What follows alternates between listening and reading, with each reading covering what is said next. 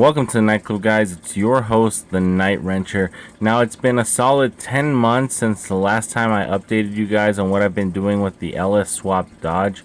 I know I've had videos here and there showing you guys the small projects that I'm doing here and there when it comes to, paint, when it comes to any kind of the body work, the suspension, and things like that. I just wanted to make a culmination video of everything that I've done so far. So what I've got right now on the screen is basically the first time I've ever actually painted the body of a vehicle. And I went back and I tried to do it again, and either way the results weren't great. When I went ahead and did the covers for the fenders, those came out a lot better. I did end up learning a lot of different skills, watching YouTube videos, talking to people, and the paint job on the fender wells were a lot better, a lot shinier, a lot smoother. When I did the fenders for the truck, it also came out a little bit better. Probably not as good as the fender wells, but still pretty darn good. And then finally, when I did the passenger door, it also came out really good. So it's all been a learning experience. It's all been, slow and steady, basically, to win the race.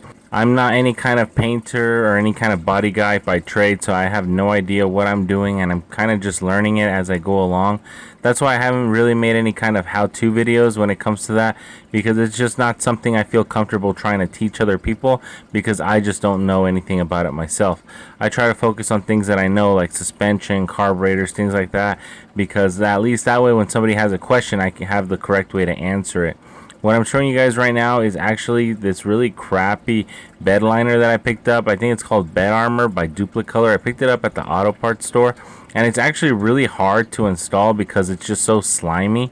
After the fact, the little plastic beads that are in it are actually really strong, and the covering for it like really sticks. It's like a really strong paint, like black paint. But for actual looks, texture, and installation, I probably wouldn't use it again.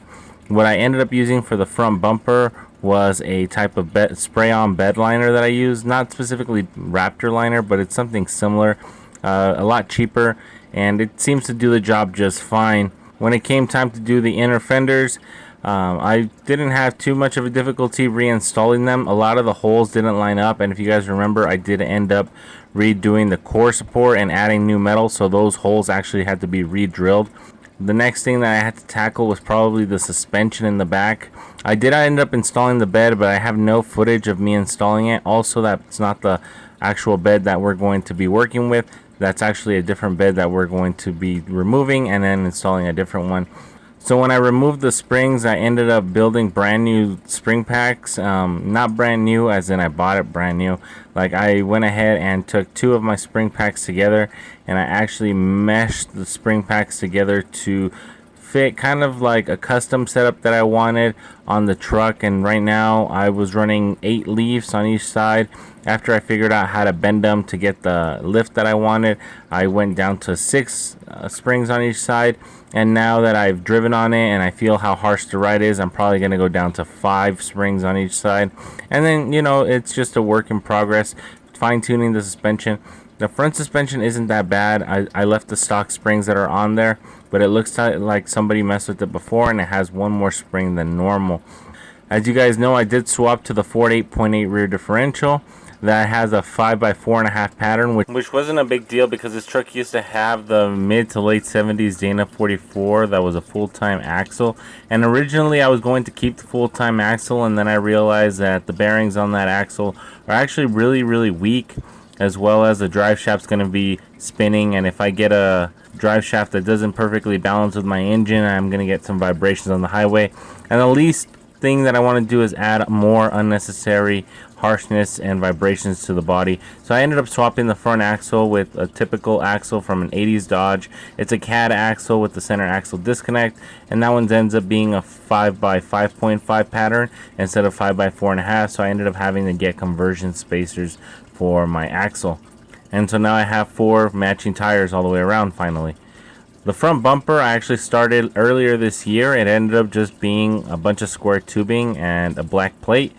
And then I ended up buying the winch plate from Harbor Freight, the winch itself from Harbor Freight, and I also started to add the ends.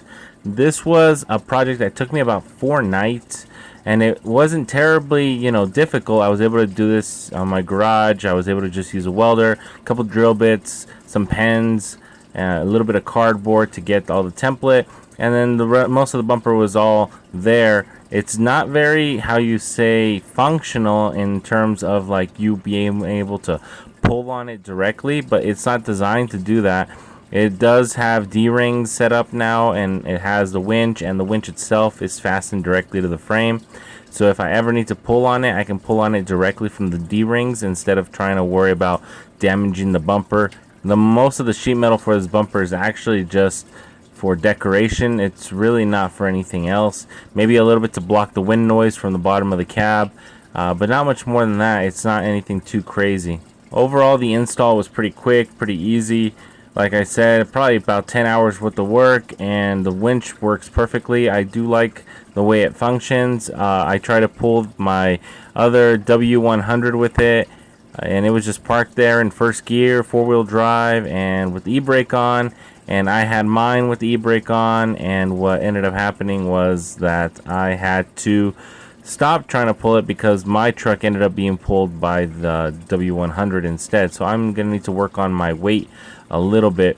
Like I said earlier, I do want a nice, comfortable, quiet ride. So adding some sort of sound deadening material was a must, not only to control the heat that enters the cab, but I also don't want to be hearing any kind of excessive road noises I don't have to do with my exhaust.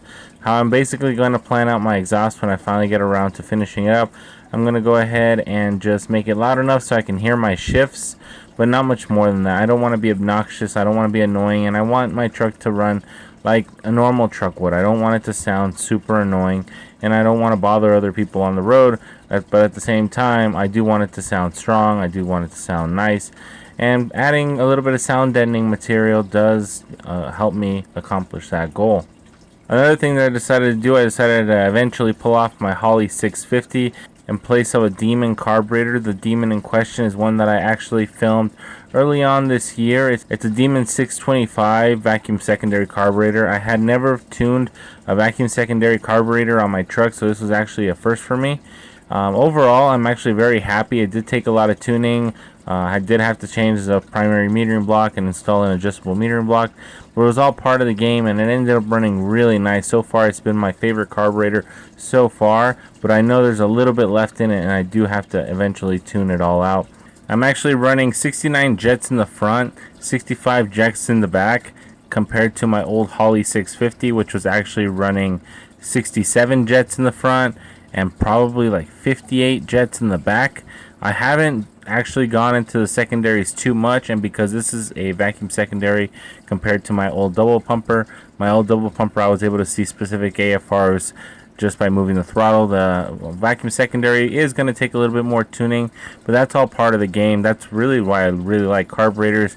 It's all just mix and match, try to get everything to work, and it's not, it's not something that's out of your hands. You always have control of how you can tune and what you can do with your carburetor. I'm pretty happy with the way my interior is turning out so far. I do like the way the Dynamat is set up. I like the way that my seats are just very clean, very simple. The roof still needs to be tweaked a little bit. I don't know exactly what I'm going to do, but I like the way the gauges are set up as well. They're not very nice because I haven't actually finished setting them up in a way that I do like them. The dash is pretty much complete. I just need to add my stereo system, some sort of backup camera. My MSD module is in there as well. Standard MSD 6014, and then my bus bar fuse box controlling everything. I added a Hurst shifter with a Hurst shifter handle on a custom plate that attaches to my R150 transmission, and the 4-wheel drive works, but it's not really engaging because I don't have the front drive shaft right now. Overall, the bed that's on it is a temporary bed. I'm going to be removing that for the other bed that I purchased from the junkyard. The driver's side door still has to be painted. The front fenders do need to get swapped back to the 72 to 80 style fenders. They're a little bit more round, not as square. The front bumper, as you guys can see, is pretty much done. Winch is already set up, good to go. My lights are also good to go. Nice and bright, no kind of dimming, and they work like they're supposed to. They blink at the speed that they're supposed to. You guys can see that all 4 wheels are matching now. All 4 of my tires are matching. I do have the door set up for my passenger side, and then the bed in the back needs a little bit more work. So that about does it for today. Let me know what you guys think in the comments below. I will see you guys all in the next one. Night Wrencher out.